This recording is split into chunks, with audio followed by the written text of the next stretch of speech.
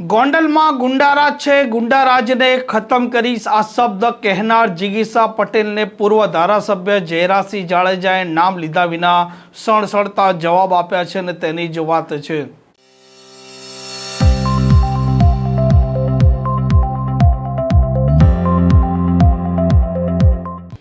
નમસ્કાર, આપ જોઈ રહ્યા છો હોટલાઇન ન્યૂઝ અને હું છું આપણી સાથે તોફિક ગાંચી। ગોંડલમાં નગરપાલિકા છે તે બિનહરીફ થઈ છે અને આ મામલે હવે ભારતીય જનતા પાર્ટીનો ત્યાં દબદબો છે તે કાયમ થયો છે, પરંતુ આમ આદમી પાર્ટીના નેતા જિગીશા પટેલ ગોંડલના ગુંડારાજ અને જે પ્રકારે દાદાગીરી ભરું કલ્ચર છે તેને લઈને અનેક વખત અવાજ ઉઠાવતા હોય છે અને ફરી એક વખત તેમણે હુંકાર કરતા કહ્યું છે કે ગોંડલના ગુંડારાજને તે ખતમ કરીને જ જપશે અને જે પ્રકારે જયરાસિંહ જાડેજાનું જૂથ હોય કે પછી અનિરુદ્ધસિંહ જાડેજાનું જૂથ હોય ને તેમની જે પ્રકારની ત્યાં દાદાગીરી છે તેના આરોપના સાથે અનેક વખત જિગીશા પટેલ સવાલો ઊભા કરતા હોય છે અને હવે પૂર્વ ધારાસભ્ય જયરાસિંહ જાડેજાએ ગોંડલની જે નગરપાલિકા બિનહરીફ થઈ છે, ભાજપનો કબજો સ્થાપિત થયો છે, તે મામલે તેમણે જવાબ આપ્યો છે।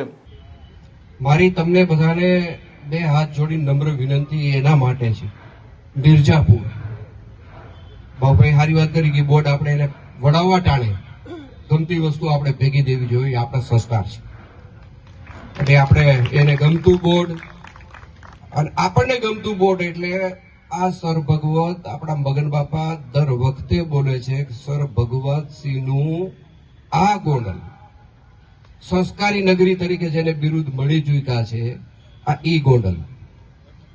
મને લાગે છે ખામેવાળા મિત્રો બાહુભાઈ મને યાદ કરાવ્યું, મને યાદ નહોતું કે કાલે થોડો ગણગણાટ કર્યો।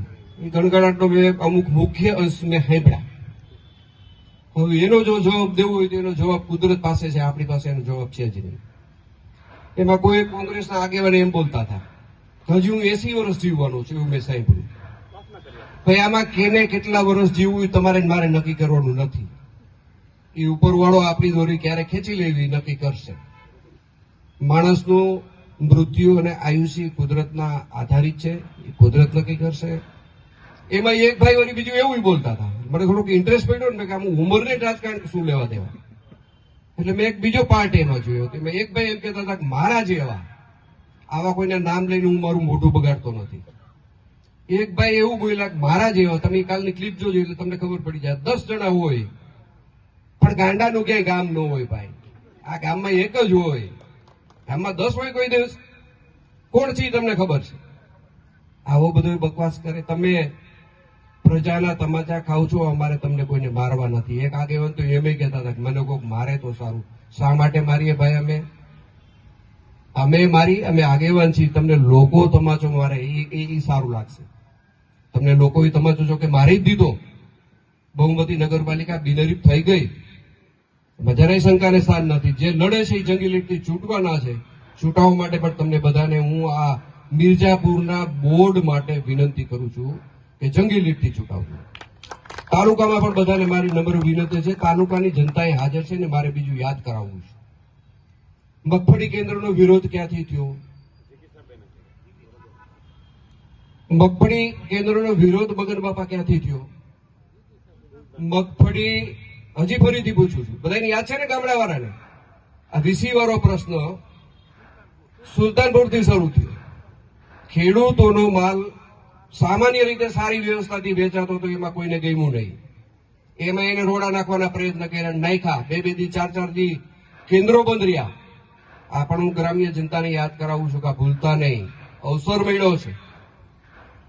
ગોંડલની મગફળી કેન્દ્રની જો હું વાત કરું તો મારાથી વિશેષ બાહુભાઈ વાત કરી શકશે, પણ કદાચ ગુજરાતમાં ગોંડલ જેવું કોઈ ખરીદી કેન્દ્ર હતું નહીં, એવું ગેરંટી સાથે તમને કહું છું, ગેરંટી સાથે કહું છું। કોઈ નાના ખેડૂને કદાચ કોઈનો નબળો હબળો માલ હોય તો પણ આપણા કેન્દ્રો એનો માલ ખરીદ્યો છે, એમાં આગેવાની બાહુભાઈ કરી છે કે ગમે એમ તો એની પસીનાની કમાણી છે, આવું ન જોઈ શકે અને એમાં રોડા નાખે। એ તમે ગામડાવાળા ખાસ યાદ રાખજો ને, આપણે ગામડાવાળાનું ખેડૂતોને આપણને એક બિરુદ છે કે ઉઘાડ ભગો કોઈથી ભૂલતો નથી, તમે આ પ્રશ્ન ભૂલતા નહીં।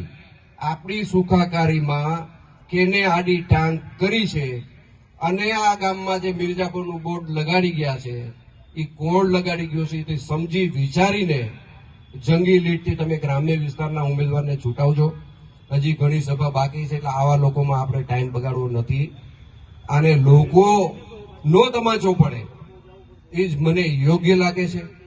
અને મને લાગે છે કે જે રીતે એનું વાણી વર્તન ને એનો વ્યવહાર પ્રચારે છે, મેં કે આપણા કોઈ કાર્યકર્તા મિત્રોએ આમાંથી કોઈને ફોર્મ ખેંચવા માટે સાદો ટેલિફોન નથી કર્યો. મગન બાપા સામેથી મારા બંગલે આવ્યા છે, સામેથી મને વિનંતી કરી છે કે ભાઈ અમારા સગાવાલા એમ કીધું ગામમાં આટલું સરસ કામ થાય છે, ગામમાં ખૂબ જ સરકાર રૂપિયા આપે છે, ગામની સુવિધાની અંદર હવે લગભગ કાંઈ ઘટતું નથી.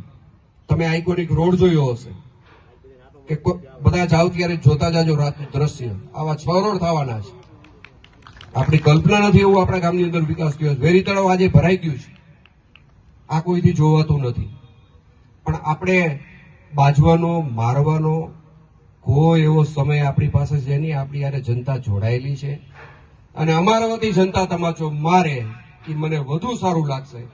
તમાચો એક ગાલે તો પડી ગયો છે, બીજે ગાલે 28 તારીખે આપણે એને ચોંટાડી દેવાનો છે, એવી મારી હું તમને બધાને વિનંતી કરું છું જંગી લીડથી. બીજી એક ખાસ કે બધાને આનંદ થાય એવી વાત કે અત્યાર સુધીની વ્યવસ્થાની અંદર રમેશભાઈ તમને પણ બધી માહિતી આપું કે આપણા શહેર અને તાલુકામાંથી નાની મોટી જ્ઞાતિ આપણે લઈ લઈએ, મોટો સમાજ લઈ લઈએ, લેવા પડે સમાજ, કડવા પડે સમાજ, કોળી સમાજ, ખાંટ સમાજ, કેટલા બધા સમાજ, અંદાજે 22 સમાજ. એટલે આપણે ખાલી ભાષણ નથી કરતા કે 18 આલમ આ મંચ ઉપર આપણે બોલીને વયા નથી જતા. અને જો 18 આલમ અહીં બેઠી છે, બધાને જ્ઞાતિ પૂછી લ્યો. એમાં લુહાર છે, એમાં દરજી છે, એમાં દરેક ખત્રી છે, ભાટિયા છે, દરેક સમાજ છે. એમાં કોઈ સમાજ નથી એવું નહીં. દરેક સમાજનો આ પક્ષ છે, દરેક સમાજની હારે આ પક્ષ જોડાયેલો છે. એટલે આપણા ગામની અંદર જે વાતાવરણ બન્યું છે, આપણે જે ભાષણની અંદર બોલી છે, આજે સાબિત થઈ ગયું છે. એક પાર્ટીના તાતણે પણ આપણે બધા ભેગા જોડાઈ ગયા છીએ. ગામની અંદર હું નગરપાલિકા વાળા મિત્રોને બહેનોને ખાસ કહું કે તમે કામથી કોઈ દિવસ ક્યાંય છેટા ભાગતા નહીં. તમને એવું લાગે કે આ કામ મારી સામે આવ્યું છે, તમે એને ઘરે ચા પાઈને તમે એને કહી દેજો કે હાલો તમારું કામ થઈ જશે. તમે કામથી કોઈ પીછેટ કરતા જ નહીં, હું તમને ખાતરી આપું છું. કામ થઈ જશે એની મારી જવાબદારી. એવી જ રીતે તાલુકાના મિત્રોને કહું છું કે રોડ રસ્તાની મેજર પ્રશ્ન સોલ્વ થઈ ગયો છે, પણ કદાચ નાનો મોટો પ્રશ્ન હોય તો તમે બિંદાસ થઈને કહી દેજો કે તમારું કામ થઈ જશે. તમને આ વેદના નહીં સહન કરવી પડે એની જવાબદારી પણ મારી છે. એટલે કામકાજની બાબતમાં આપણે આગળ રહેશું.